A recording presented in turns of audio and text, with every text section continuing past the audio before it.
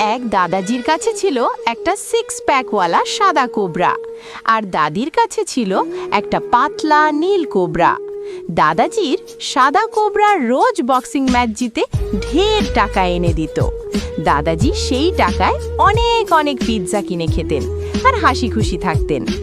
অন্যদিকে দাদির পাতলা নীল কোবরা সারাদিন শহরের রাস্তায় ফেলে দেওয়া খালি বোতল কুড়িয়ে বিক্রি করত। সেই টাকায় দাদির জন্য কোনো রকমে একটা বার্গার এনে দিত। একদিন দাদাজি আর সাদা কোবরা মিলে দাদির আর নীল কোবরার গরিবি নিয়ে ঠাট্টা মজা শুরু করলো। দাদি খুব কষ্ট পেলেন, কিন্তু চুপ করে রইলেন।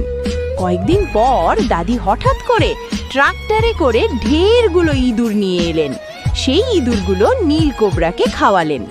খাওয়ার পর নীল কোবরা গেল জিমে, দিন রাত কঠোর পরিশ্রম করলো, আর কিছুদিনের মধ্যেই নীল কোবরারও হয়ে গেল 6 প্যাক।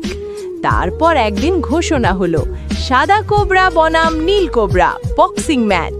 ভয়ঙ্কর লড়াইয়ের পর এইবার নীল কোবরাই জিতে গেল। সে দাদিকে কাঁধে তুলে নিল। দাদি গর্বে হাসলেন। কিন্তু দুঃখের বিষয় হলো, কেউই লাইক দিল না, কেউ সাবস্ক্রাইবও করলো না।